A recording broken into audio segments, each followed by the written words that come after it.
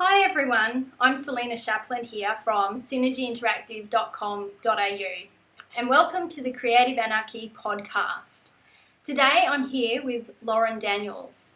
Just a short introduction, Lauren Daniels is a professional writer and editor. Her poetry, travel writing, essays and articles have been published internationally, commencing with a 1987 Newport Poetry Contest win in the USA.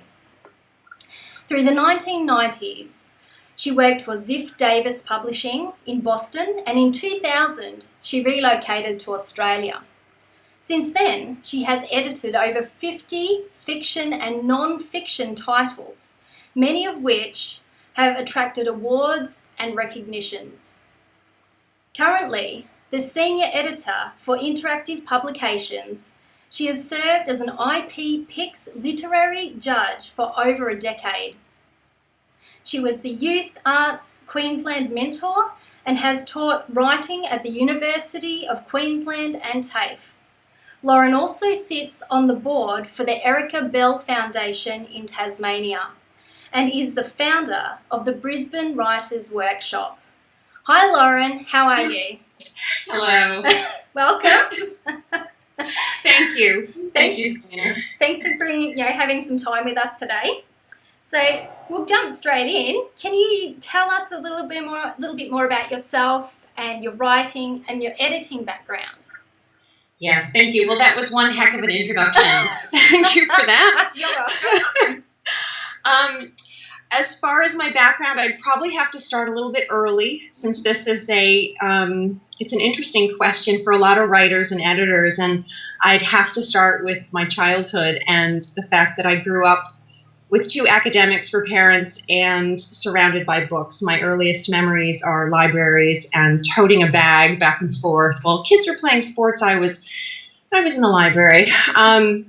So probably there, and loved stories, just became engrossed and addicted to form and the beauty of a good story. A couple of really amazing teachers along the way really fostered what they saw, and they recognized something and encouraged me at the right time. So I knew I had a little something by the time I got to high school, and a teacher Xeroxed my paper on Frankenstein and handed it out to the class. I know Mary Shelley's Frankenstein, love it. If you haven't read it, it's nothing like any of those movies. It's absolute brilliance. And when my paper was distributed to my class, I didn't know whether to die, vomit, or, be proud of myself. And she was so gentle in guiding her students. And she just said, you have to keep going. Yeah. So I found excitement, and that was year 10 with Sister Mary. And then by year 12, I had a teacher, Brother Robert, who hit us all with Strunk and White's Elements of Style, and that is another must-read for writers. So with him, it was devotion to the craft and focus and using evidence and understanding what a topic sentence is and building an argument. So he really trained our minds, and I think the combination of those two aspects drew me into that attraction, really, to write. Just loved them. And that was the same year with Brother Robert that I won the contest. My mother just tore the Sakonnet Times newspaper for Middletown, Rhode Island, and said, here, poetry contest, enter it. And I had just been working on something that I wrote after visiting the Vietnam Memorial in Washington, D.C., and I thought, okay, threw it in the mail, didn't think about it again. Really wasn't quite in that headspace of winning contests or competing. So I was shocked when they rang and they said, can you come down and accept your first prize? And I went, oh my gosh, okay. So I left school. I actually had to leave Brother Robert's class to go do this, and he was just bemused. He was like Sheldon from Big Bang, but like 80 and really, and in a black suit, So he said, if you must leave my class. I know, like what? So yeah, that kind of shows the early days, and then I think a lot of writers need some kind of support in some way, some direction. And then from there, I went to uni. I got a bachelor's. I actually started in psychology because I tried to talk myself out of writing.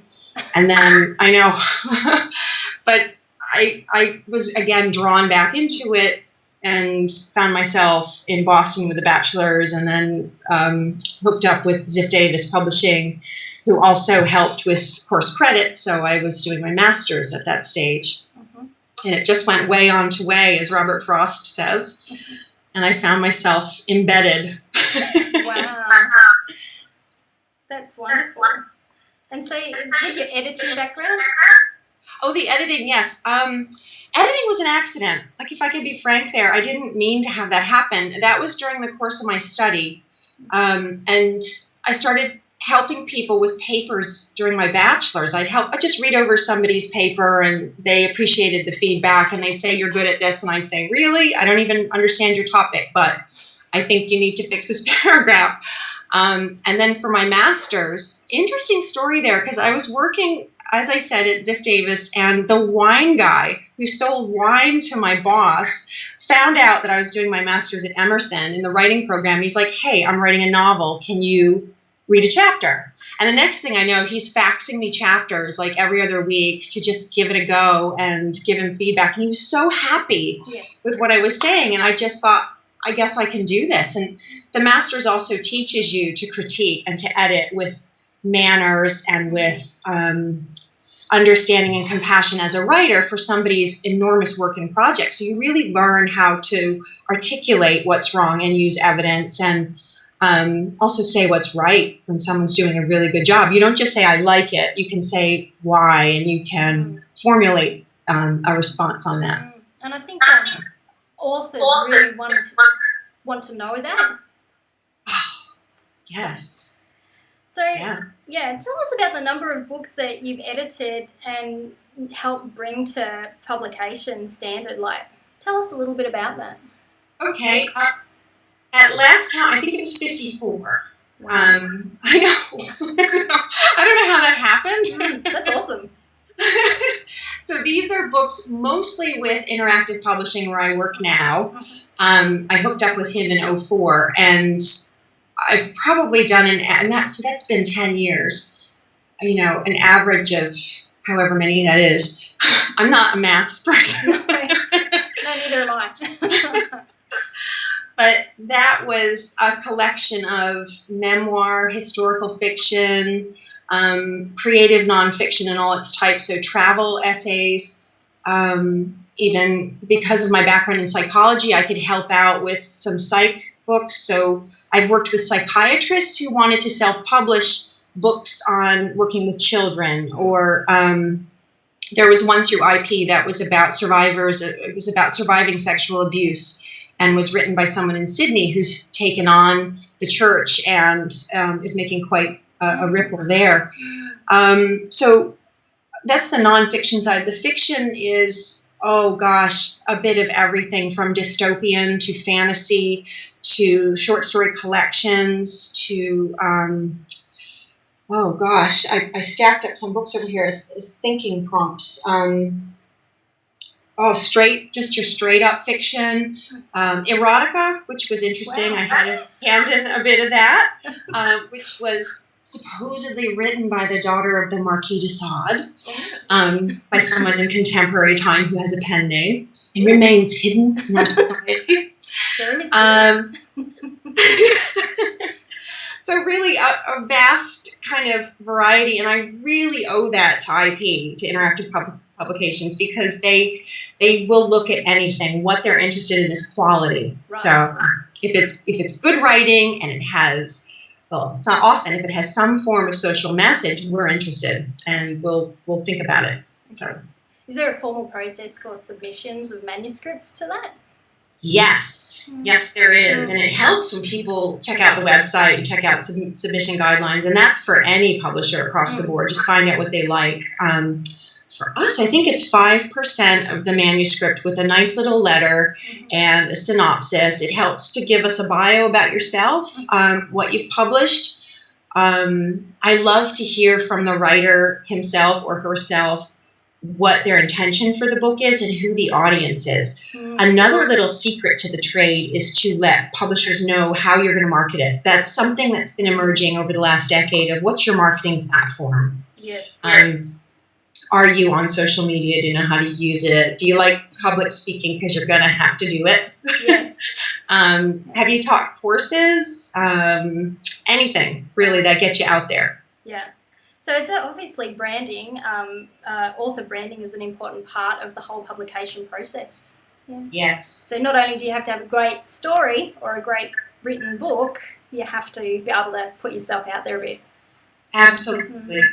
Wow. It's not like it used to be. The business has changed. It's really altered from even early, like even later 20th century. I think a lot of people are under the impression that I'll just take the manuscript and we'll polish it up and take it from there, and you'll get an invitation to show up for champagne. But it used to be like that. Yeah. But now I think with publishers feeling the crunch, with people self-publishing, the industry is undergoing massive shifts. Plus, publishing companies have been folding left and right. They've been merging. So their business model is evolving. Right, yeah. So with interactive publications, do people need to have an agent? No. Okay. No. In Australia, there are a few agents, and it can help if you can meet one and help just get the doors opened for you.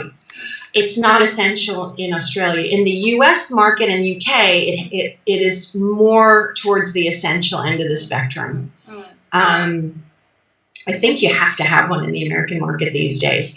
Anyone can approach us at IP, and that's one of the things we like to set ourselves apart. We have hundreds of titles too. We're not a small press. We have hundreds. We compete with the big guys. We were one of the first to have ebooks available.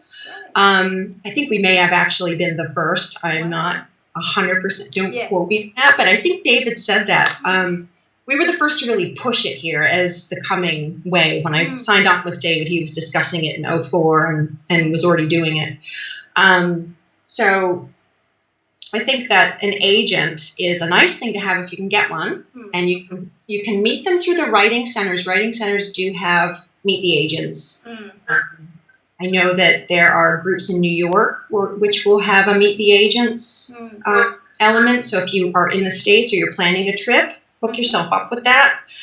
But it's not always essential. And if you're self-publishing, I think we'll probably end up talking a bit more about that. Yes. But there's things to know there as well. Yeah. Yes, because I think that the whole industry seems to be changing from the self-publication perspective, or at least from my research, I've seen that. I'm not a published author, obviously, but one day I hope to be. It's just that it's good to be educated on what are the options to authors, and do you pursue a traditional publication over just self-publishing, or do you do the self-publishing route? And then there's this whole hybrid thing in between. So there's quite a few options. There are, and I've addressed this with authors depending on where they sit with their work, how much they know. I've worked with authors who've run ahead and thrown their book onto Amazon when I just didn't think it was ready. And a first book is so vital. It's a really important step for an author to have that book polished and sharp and positioned well, as well as they can. So I think what you're saying about understanding the business puts you way ahead of the curve from a lot of people that I talk to. There's a tremendous misconception about how the publishing industry is working and how the self-publishing industry is working now. So the more you can educate yourself, the more you can read, the better, really. Yes. Yeah. No, it's one of my passions, as you well know. Yes. Huge passion with that, and that's what Synergy Interactive is all about, is exploring that and those options and sharing that information with people so that people can become more up to date and empowered in their choices. So we'll move on. You can. I just want to talk a little bit about the editing process. Yes. Would you mind explaining the different types of editors that an author may need? Absolutely. I think this is critical. The worst thing you can do is finish your first draft and send it to a publisher. Please don't do that. Okay. Don't do that. And then when you do send it to a publisher, don't tell them how many times you drafted it. because I get people who say, I drafted this 3 times. This is my 3rd draft. And I'm like, only 3rd? Yeah. Call me when you've done 100, honey, because I'm a writer too, and I know. It takes a lot. It does. You lose track. Yes. You know, you're writing a novel. Yes, I know. It's a really challenging thing to do, and it's huge mind space. You're just in the story all the time. That's what I've found. It's my experience. Yes, well, that's it. So when you finished your whatever number draft, throw that out the window. Not the draft, the number. Yeah. Number. What you want to do then is if you feel that inkling that my initial idea has matched the draft I'm looking at, I'm seeing something here that I know I need help with. I need to hear some other minds chime in and say, have a think on this, or consider this character, or consider this plot hole, whatever. I think the first safe step is to get some educated readers. This is really a little secret here. So they can be friends who they read a ton. And you also know you can trust them, but you also know what they're good at. Like when they see a movie or read a book, what do they talk about? Some people talk about characters. Some people talk about the plot. Some people people are better at assessing different things. So send it out to like 3 friends who you know are avid readers, and expect that one might comment on where he gets bored. I have one friend that one of his great traits is he will tell me that it's overwritten in parts. And so that's where he can put a little flag on that. Yeah. The next step is a manuscript assessor. So this is a total stranger, and this is expensive. This is upwards of $300, roundabout. You can find them through writing centers. It's great if one's in your area, because then you can meet for coffee and sit down. You can't always do that. A lot of times they're anonymous. I know that, like the Victorian Writers Center, I think you send it and you don't know the actual name of the person who's reading it. They do that to protect the editor, because sometimes people come at editors when they don't like when they don't like the feedback. Yes, there's a duck and weave that happens when you're an editor. But if you can establish a relationship with a manuscript assessor, it can be very rewarding. Yeah. So from there, maybe you need to do it 2 or 3 times. So seriously, if you haven't studied writing and this is new to you, you probably have to do it 2 or 3 times with a manuscript. I know that at IP, if we see a manuscript with promise, we'll recommend a reader's report, which is a manuscript assessment, and we'll say, think about it. Do it with somebody in your area, or you can do it with us, whatever, but think about it. From there, now, you've been through the readers, you've been through the manuscript assessment. Then, if you're really feeling good and the word is coming back to you from assessors that it's ready, send it. And send it out and get as much feedback as you can. When I was 17, I wrote to Stephen King. That was a big year, the year I won that poetry contest. I had Brother Robert, I had Strunk & White, and Stephen King wrote to me. And he said, because I had to contact him. I said, I understand. I love that man. And he wrote, and I'm crying, and I'm reading this up in my room, like, oh my God, Stephen King. He said, read, and take as much criticism as you can stand. And he wrote that all in caps, as much as you can stand. And I really think it's a good time to air that. Like, it's hard, but hang in there. If you really believe in what you're doing, hang in there. So that's when you start reading submission guidelines for publishers, or if you want to go the agent route. Now, you said what kind of editors? From there, you'll probably get structural editing. So if you hook up with a publisher, someone might go over, again, the plot, the characters, the literary arc, the climax, the big issues. Working your way down, it goes through a bit of an editorial process. Then you start looking at copy editing, and then the final stage is proofreading. So does that answer your question? It's a huge question. Yes, yeah. I think I've probably got a few huge questions for you. Let's bring it on. I'm going to have a little water. In a way, I think you've answered my next question, which was to be, how do you know when your manuscript is ready to go to an editor? And you seem to have already answered that in that last answer. So, and that, I can add a little more, just a little more. No, please do.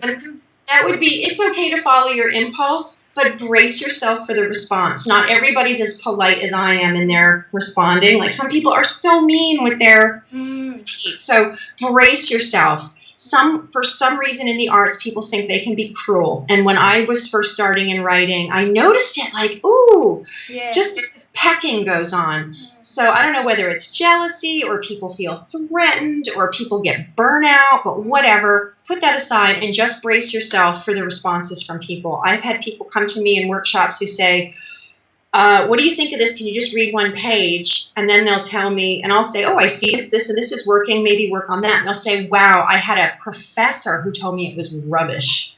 Just flat out, don't even pursue this. And as a seasoned editor, I can say that I have said to someone, have a look at this in your manuscript and see what you can do. Like, I'll point out maybe the plot. It's not quite a full literary arc. It's a little flat. It's not quite pulling along. And that person will come back to me in 6 months or a year, and they'll throw this manuscript in front of me again, and they have run. With that little piece of advice, they have turned this thing around, so you never know how much a person's capable of. And it's good to remember that. So if you send it out early, brace yourself is all I have to say. Be careful. Yeah, well, my understanding is that you love your story too, so you're very much in it. It's very personal, so it's hard to take the criticism, but it's also, like you said to me at one time, galvanise yourself. Be ready to allow that to galvanise you and move on, and just keep working at the craft. That's right. I think that's a great idea. That's right. So I don't know if I've answered this next question, but I'll ask it anyway. How do you know the right editors are how do you find the right editors for your book, and how do you know that they are right for you? Okay, this is where it's helpful to get connected to writing centers, writing groups, because word of mouth networking is priceless. Really finding the right editors and manuscript assessors, I'd probably include both in that, is like dating. Like, some are stinkers. They're just stinkers. I'm sorry. It's true. I've seen people, people have come to me with their reader's report or their manuscript assessment that they paid $400 for, and they said, look at this. And there's no evidence of the findings. The person might say that, I've seen ones that say this story was boring. And that is an unfair assessment. If you're a professional, you need to say, technically, from a literary point of view, exactly where things are falling over. So sometimes grand sweeps are made, and so where that leaves you is, don't internalize it too much. Send it out to somebody else. Compare the drafts compare the report and see what sort of responses you're getting. That's where taking a course is priceless. If you can take not just a weekend, but you can take maybe an 8-week course with TAFE or somewhere where you build up a relationship with the people in your group. You hear people commenting on your work.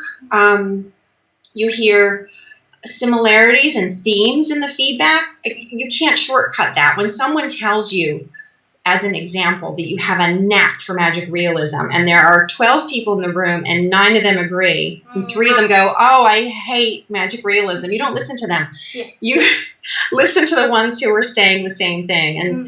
And so that applies to editors. You just hope to catch somebody who's into your genre, or at least is into what you're trying to do, and can articulate a response that you can run with. Yes, yeah. No, that's great. And that's very similar into some of the research that I've done over the last 9 to 12 months on how to find the right kind of editor. It is very much a dating game. Dating. And personally, how do you handle giving feedback to authors? Okay, I said before that little bit about rudeness in the arts. All you have to do is see some of those, like, those singing shows or the dancing shows, and just see how cruel the judges are. That had a tremendous effect on me early on when I first started submitting, and I first started going to it was the National Writers Union meetings in Boston, and I walked in the door, and this man was sitting in the corner, and it's like he spotted me from a million miles away, and he just yelled, "Don't quit your day job, honey." Let me guess, another coming-of-age story. And the irony was, yes, I was writing a coming-of-age story, and I just went, oh, my God. Yeah. So I think it was good that I had these experiences because they galvanized, I think, to use your word, something inside me that said, no, I really want to do this, even if, mean people are there throwing rocks at me. I need to do this. I had another guy yell at me, and your friends mean well, but they go, hey, look at my friend, she's a writer, and you're not ready to hear this. And this man was like, cookbooks are true crime. That's the only thing that sells. And I just, Anyway, I digress. The point is, where was I going with this? I'm sorry. Giving feedback, how you handle giving feedback to authors yourself. Yes. Okay, I just had those men in my head. Go away. What I believe in is manners. Yes. So, and I also draw upon what dear old brother Robert Sheldon taught me, and that is Strunk and White. Know your rules, know how to articulate what's happening in the work, whether it's working beautifully or it's falling over. Use evidence, use page numbers, and keep things professional. One of the parts of my job is that I help train interns that come through. We get a new intern every semester from the Queensland University of Technology or from the University of Queensland, and we're training these guys to talk to authors and to formulate their own opinions about work in progress. And I have a set of rules that I hand them, things like don't use you.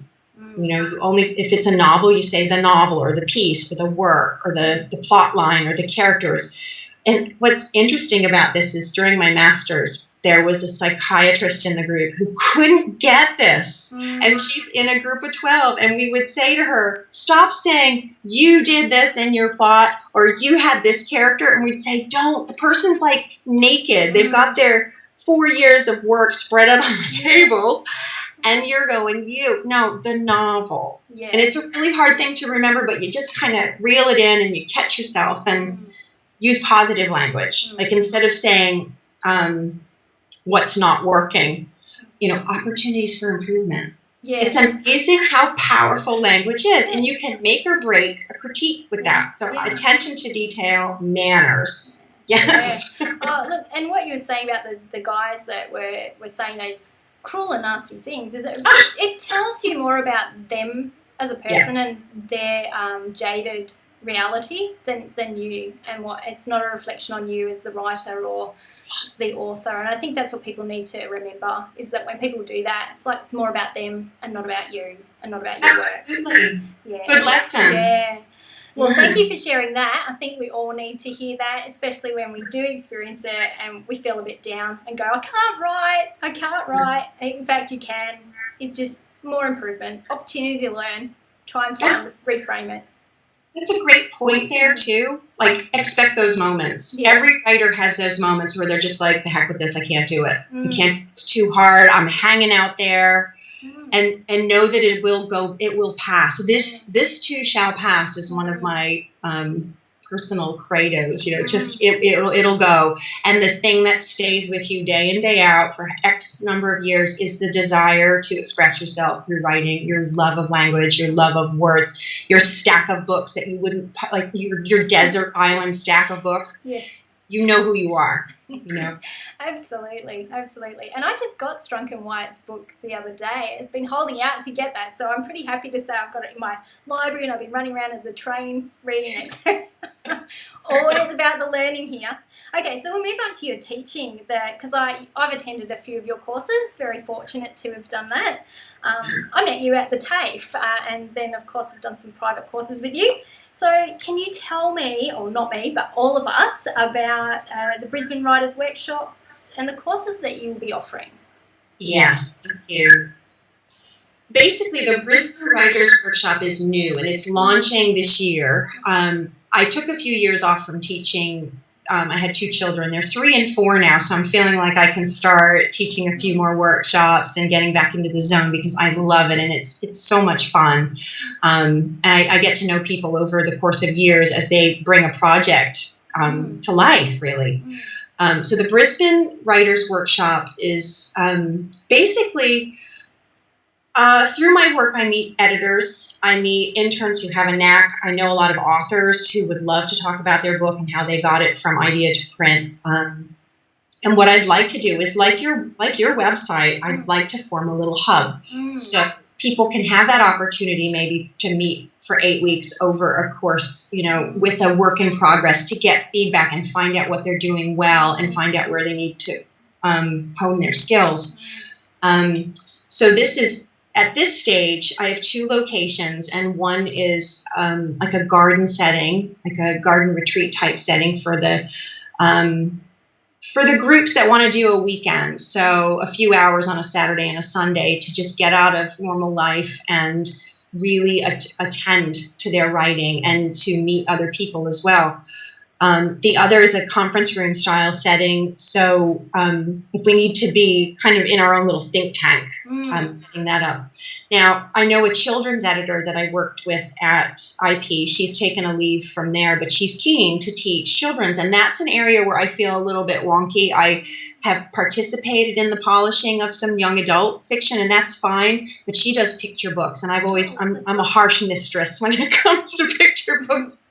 So she really knows the elements that appeal, and she knows how to bring those manuscripts to fruition. So Anna Bartlett and I are hoping to team up on a couple of workshops this year. The other aspect that we want to set ourselves apart with is to bring in experts in different fields. One of the workshops I taught last year, I drew someone in who runs a dream group. And this was for I think you were part of that. Yes, I was, yeah. It was Evelyn. good. Oh, good. Evelyn Brennan has run Jungian-style dream groups for 20 years, I think. She's been immersed in the 8 years for the groups, but 20 years of self-study in this area, and she's extremely talented. And we brought that in as an introduction, or that was an aspect to a creative writing course that was Seasons and Symbols, so looking at chapters of your life as sources of inspiration. Also, we had a seasons coach come in and just talk about life's different seasons and how to look at them metaphorically and symbolically. And people were kind of high. They were getting excited. Yes, they were. So, yeah. I experienced that myself. It was very, very good course. Yeah. Oh, that's what we want to do. We want to bring it small groups and bring different people with different disciplines together to just fuel writing. I think we can't have enough creative inspiration, actually, and where we draw it from, there's so many opportunities, but sometimes we're just a bit close to that. So these courses really open that. Well, they did for me, and I think they did for the people that were in the course, from what I heard. Yeah. So that's cool. Yeah. So we'll move on to what your top tips for new writers might be if they want to write a novel, but they don't quite know where to start. Oh, yeah. Maybe your top 3 tips or something.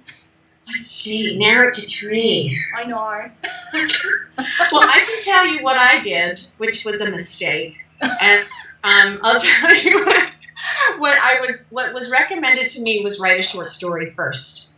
And if it's good, if it's got everything you want, expand it to a novel. Now, I ignored that for 20 years, maybe more than that. And I was like, no, you just sit down and you write your novel. And I spent my 20s engaged in one novel. And then I spent my 30s engaged in another novel. And then finally, when I was 40, I wrote a short story and I went, okay, this works. Because you have a sketch. It's like maybe for movies when they do the storyboards, you have a sketch of the whole thing, beginning, middle, end. You know what your story is about. So that's my number one recommendation. If a novel is exactly what you want to do, people sometimes have to write to figure out what they're good at and what they're best at. I also recommend start with something nonfiction, because I really raced into the novel and I realized I had so much to learn about just telling a story. Forget that with a novel you have to pluck your characters and your story out of the ether. If you just try to write about an incident that means something to you, and a lot of novelists do this, it comes out later. They'll publish their memoir after they've published the novel. I think The Lovely Bones author did this. I know that one. Yeah. Her second book was Lucky, was her memoir, and I think she wrote that first. Yeah. So it was just one of those things that you cultivate your voice, you cultivate who you are by writing about your life and your experiences. So the first I think, is try to write a short story and study the form of the short story. There's a podcast called Selected Shorts, and there's the New Yorker Fiction podcast, where both of them really deconstruct short stories and why they're good and why they work.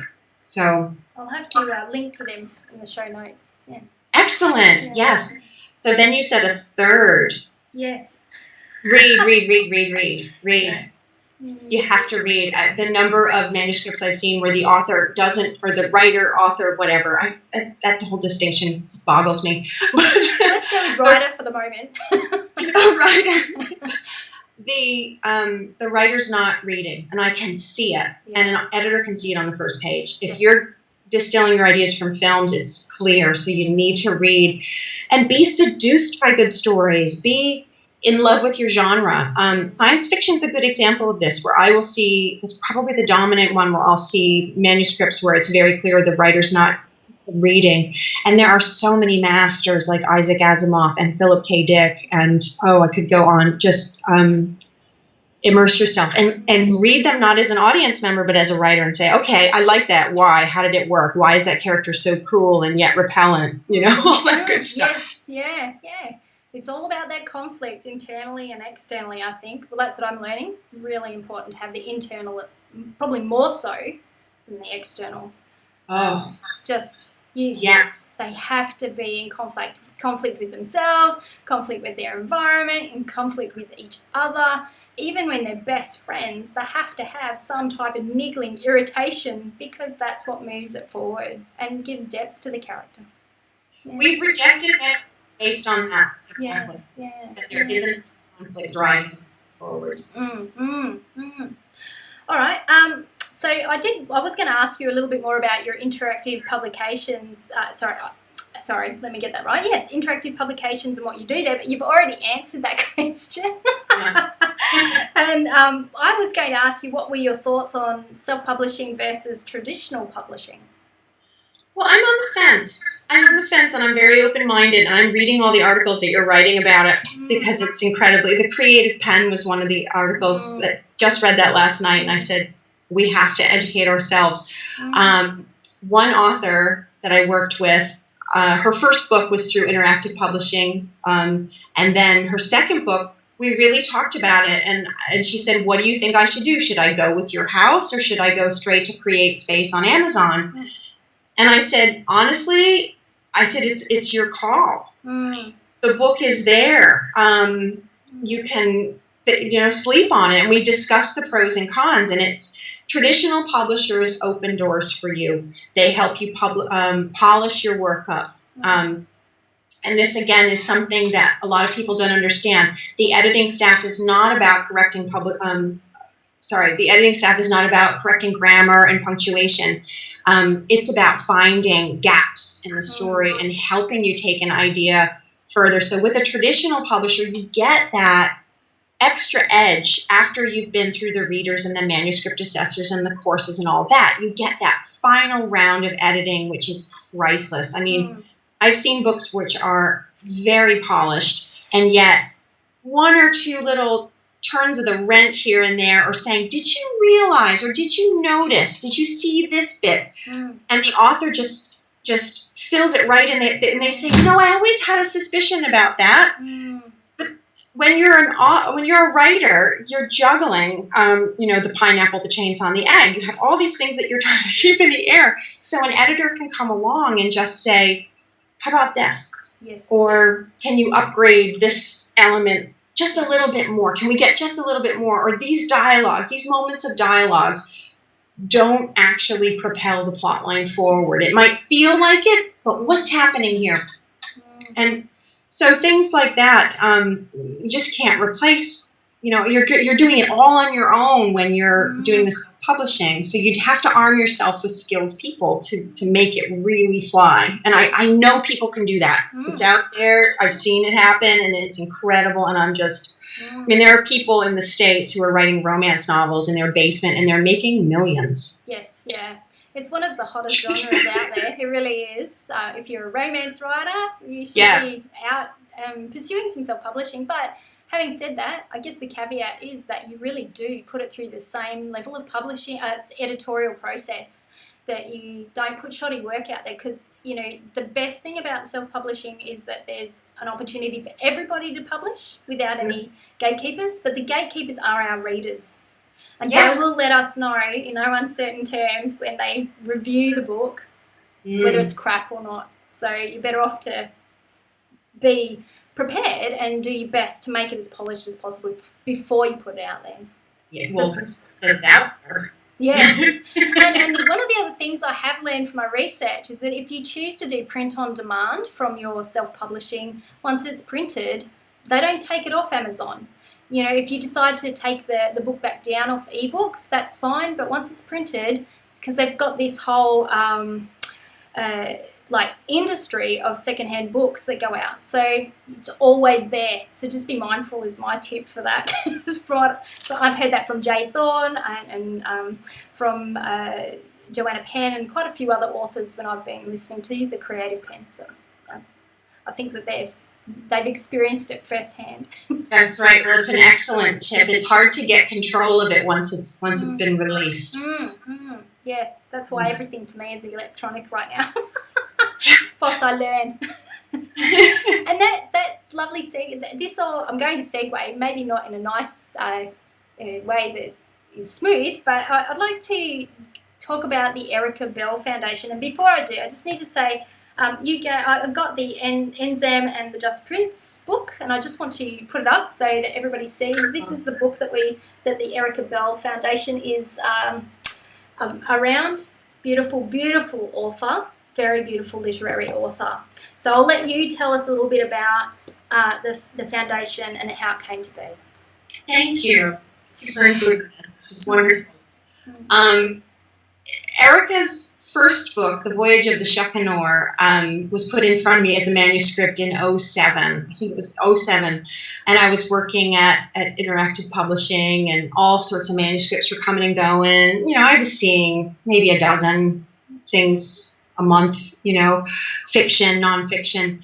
And this one really stood out. And David Reiter, the publisher, said, give this one a careful eye. I'm impressed with her resume. She was an academic. Mm-hmm. She worked for the University of Tasmania in public health, I think. And I'm not sure what she's doing exactly at that stage, but she worked with the Red Cross and had quite a colorful background and a lot of discipline in her writing. So I got to know her through that first book.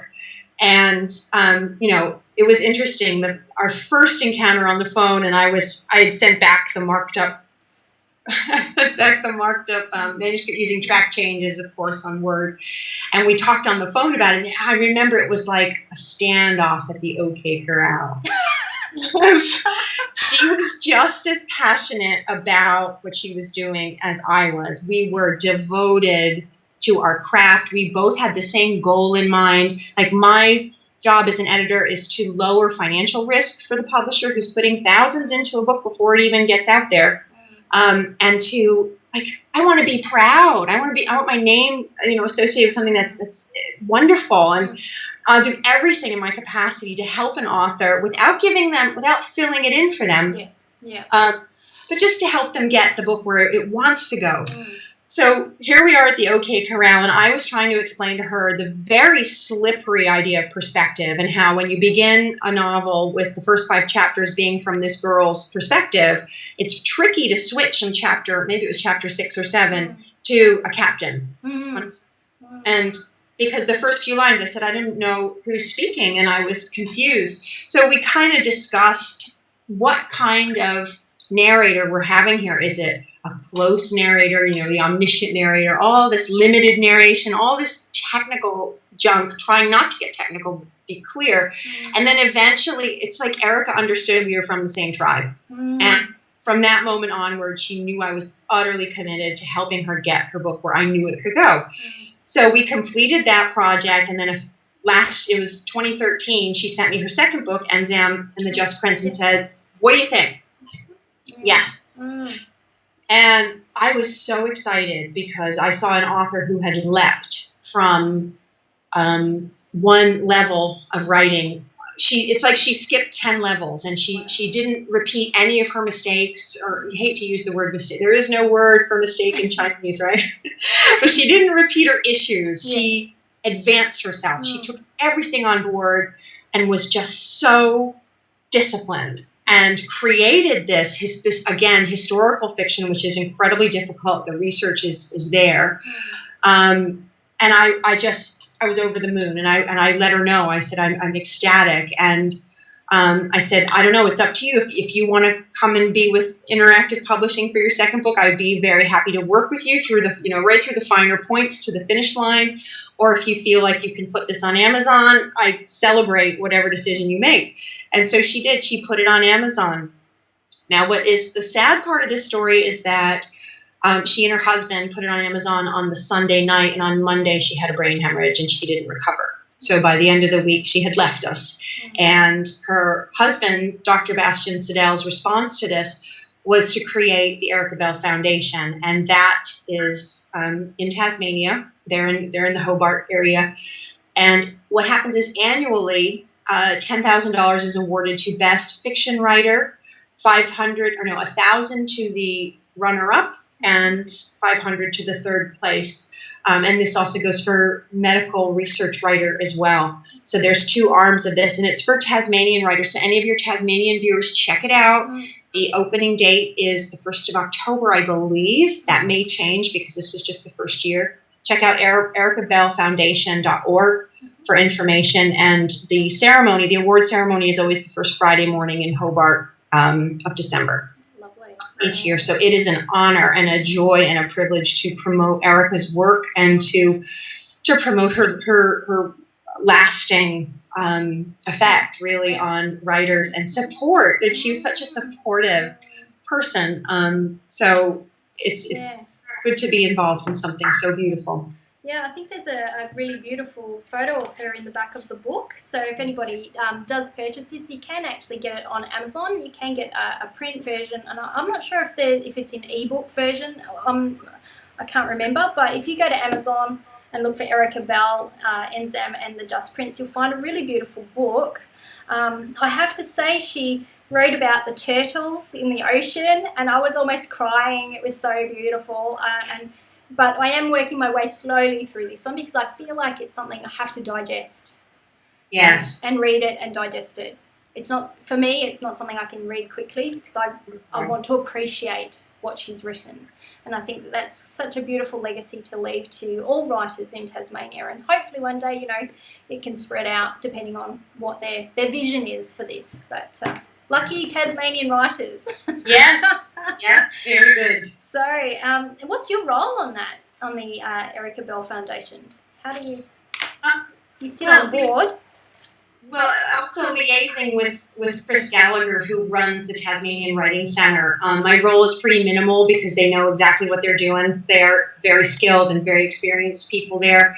But I sit on the sidelines, and if they have any questions, like I've done a lot of work for IP Picks, which is the annual judging and that sort of thing. So I'm very familiar with it.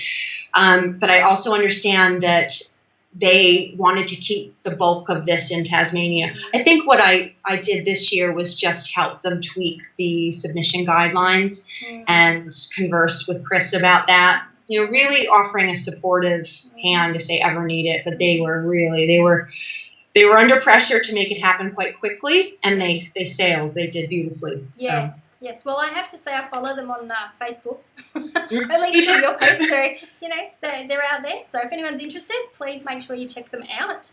So I'd like to say thank you so much for your time and for filling us in on all of those questions. It really means a lot to us at synergyinteractive.com.au because there's another Synergy Interactive out there, but it's not about writing. But I really want to say thank you, Lauren, for your time and for your knowledge and experience in this. So tell us, where can people find you and your courses and writing experience, your editing online?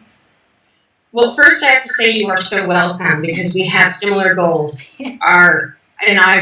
It's always, just wonderful to meet people who have the same sort of goals and vision for the arts, especially. The arts have really suffered in Queensland over the last few years. Things have been cut. I know, budget. They're all talking. Yes. And the arts always get clobbered first. Come on, we see it. The sporting ground's going in and the arts go. Yeah. Anyway, there's an election on the horizon. Anyway. It's on the weekend. It's a pleasure to help you in any time. I'm happy to do that. As for me, I'm elliedaniels.com and I am brisbanewriters.com as well. Now, my husband set up a couple of URLs there so that if you put in Brisbane Writers Workshop, you'll find me. If you put in brisbanewriters.com.au, you'll find me, so you can't get lost. And it's under construction because I have 2 little kids and I'm, building this vision one cobblestone at a time, but we will have something going on this year. Yes. So I'll put a link on the page for that so that, people could just check it out and periodically come back to that so that they, know that's there. I think I'll be running away and coming to some of those courses, do some of that 12 weeks with those people. Come on down. That would be lovely. Talk you into doing a segment on publishing. Yes. All right. Well, as I learn, I'm always the avid student. Excellent. Well, I'd like to say thanks again. Okay. Thanks for your time. Bye-bye for now. Bye-bye.